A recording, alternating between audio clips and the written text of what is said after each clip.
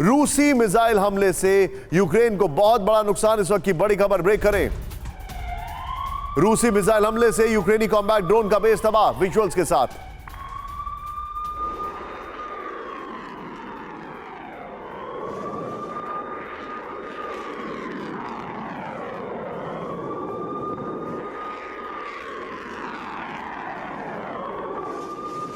मंत्रालय का बड़ा दावा।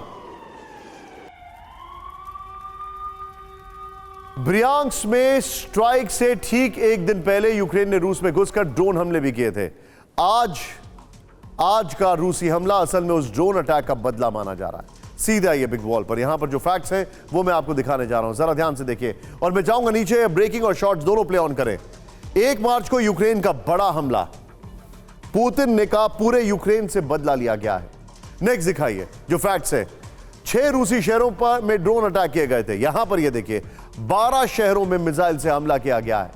ये यूक्रेन ने किया यहां पर, और ये रशिया ने जवाब दिया है। क्रीमिया में 10 ड्रोन हमले किए गए। यहां पर 40% पावर इंफ्रास्ट्रक्चर तबाह हो गया। ये रूस का रिएक्शन है। और नीचे देखिए ड्रोन का बेस पूरा उड़ा दिया गया है। नेक्स्ट दिखाइए ये जो फैक्ट्स है। मॉस्को से 100 किलोमीटर दूर हमला हुआ। राजधानी कीव के अंदर घुसकर हमले किए गए। सोचिए अब आप जरा, इस सब के बीच में सीधे मैं आपको दिखाता हूं ड्रोन अटैक का बदला पूरा हो चुका है। ये जो फैक्ट्स हमारे सामने हैं, ड्रोन अटैक का बदला पूरा। सीधे आइए, पुतिन ने पूरे यूक्रेन से बदला लिया है। यहां पर जो हमारे पास फैक्ट्स हैं वो देखिए अब आप। यूक्रेन पर बड़े मिसाइल हमले कब कब हुए हैं? 8 और 9 मार्च को 81 मिसाइल अटैक हुए हैं। 16 फरवरी को 41, 10 फरवरी को 71, 29 दिसंबर को 120। सायरन ऑन रखिएगा इसमें जरा। 23 नवंबर पिछले साल 70, 15 नवंबर 100, 31 अक्टूबर 50, 10 अक्टूबर 84। सोचिए आप जरा, पुतिन है कि मानते नहीं? क्या रूस यूक्रेन पर अभी और बड़े हमले करेगा? यह सवाल है। क्या पुतिन अब युद्ध में आर या पार के मूड में आ चुके हैं? क्या रूस के पास हथियारों की कोई कमी नहीं है? मैं सीधे चलूंगा, जीडी बख्शी सर हमारे साथ है। बख्शी सर, क्या ऐसा नहीं लगता आपको कि रशिया ने अब सीधे सीधे कह दिया है, ये एक मैसेज था, ब्रिंग इट ऑन, हमारे पास कोई कमी नहीं है? एब्सोल्युटली। देखिए अटकलें लगाई जा रही थी कि रशिया के पास एमुनेशन की कमी है, मिसाइल्स की कमी है, उनको जो है चिप्स नहीं मिल रहे।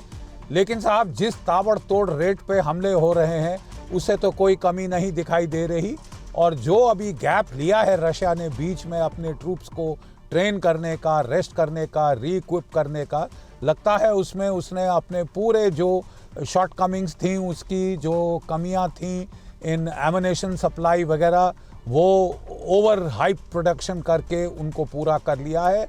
और अब कभी भी जैसे ग्राउंड हार्डन होता है, रशिया का मेन काउंटर ऑफेंसिव जिसकी की बड़ी देर से इंतज़ार है वो शुरू हो जाएगा।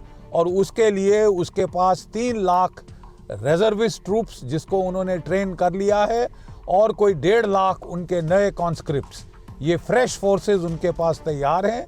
उनको वो ट्रेन कर चुके हैं, उनको वो प्रैक्टिस दे चुके हैं। और जैसे ही ग्राउंड हार्डन होता है, टैंक्स क्रॉस कंट्री ऑपरेट कर सकते हैं, बड़े हमले शुरू हो जाएंगे।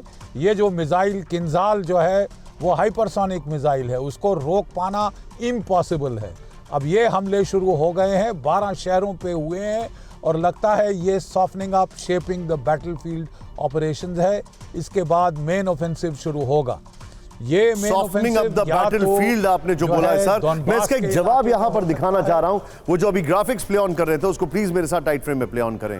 अब ये वार्निंग कैसे है? 81 हमलों से चेतावनी किसे दी गई है? दिखाइए जरा यहां पर पुतिन ने किसको चेतावनी दी है? रूस के पास हथियारों की कोई कमी नहीं है, नंबर 1। क्या मैसेज है? नेक्स्ट दिखाइए, मैं चाहूंगा इसमें सायरन। नेक्स्ट देखिए यहां पर 81 हमलों से मैसेज क्या है? बर्फ पिघलते ही आक्रामक हुई रूसी सेना। मिसाइल के बाद आर्टिलरी ताकत साफ दिखेगी, यह भी कहा जा रहा है। T-14 अर्माटा और T-90 से हमले बढ़ेंगे, यह भी इंफॉर्मेशन है। फिर कीव को लॉन्ग रेंज वेपन देने पर विनाश संभव है, यह साफ दिखाई दे रहा है। अब जो हमारे सामने फैक्ट्स हैं वो अब जरा देखिए। अब आप किसको चेतावनी दी? अब ये जो हमारे सामने चीज आ रही है, प्रेसिडेंट बाइडेन को, राजधानी कीव को, नेटो देशों को और जेलेंस्की को। यह इससे मैसेजिंग दी गई है। अब इस सब के बीच में अटैक की जो टाइमिंग है वो बहुत जबरदस्त है। सीधे दिखाई अटैक की टाइमिंग जो है, यूक्रेनी हमले का बदला वक्त लेकर पूरा किया। यूक्रेनी हमले का बदला वक्त लेकर पूरा किया। ये जो हमारे सामने है, ध्यान से देखिए, अटैक की टाइमिंग को देखिए। अब नेक्स्ट जो हमारे सामने फैक्ट्स है, ड्रोन हमले, ब्रियांस्क स्ट्राइक का चुनकर हिसाब किया। बर्फ पिघलते ही रूस ने मेजर अटैक शुरू कर दिया। 1 साल पहले वाली स्थिति यूक्रेन को याद दिलाई गई है। यहां पर इसके ऊपर पहले आप इसको होल्ड करिए, ये जो है इसके साथ सीधे अमिताभ जी को दीजिए। अमिताभ जी, एक वेरी शार्प रिएक्शन।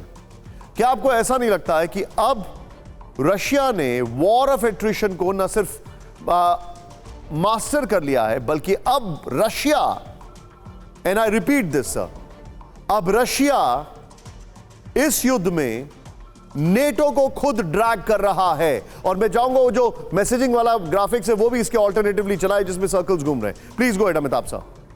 देखिए, यूक्रेन वॉर में नेटो बहुत पहले से आया हुआ है, लेकिन जो ऑफेंसिव कैपेबिलिटी थी, जो यूक्रेन हमेशा चाहता है, फाइटर जेट्स और लॉन्ग रेंज मिसाइल्स, उसको नेटो अभी। सर, मैं अपना सवाल थोड़ा इंप्रोवाइज करता हूं। क्या आपको ऐसा नहीं लगता है कि रशिया अब नेटो के स्टॉक को यूक्रेन वॉर में पूरी तरह निचोड़ रहा है?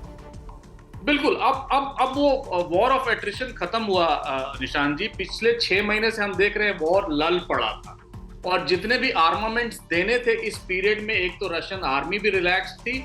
उस पीरियड में जितने वेस्ट ने आर्म्स दिए हैं यूक्रेन को, वो सारे अब टेस्ट किए जाएंगे। ब्रियांस्क जो एक था, वो एक सैंपल था, एक ट्रेलर था कि अगर यूक्रेन उन वेपन से रशियन मेनलैंड पे अटैक करता है तो कैसे रिएक्शन आएंगी। शायद वो वही रिएक्शन का एक नतीजा है अभी। सर, लेकिन क्या इससे एक और चीज नहीं दिखती है?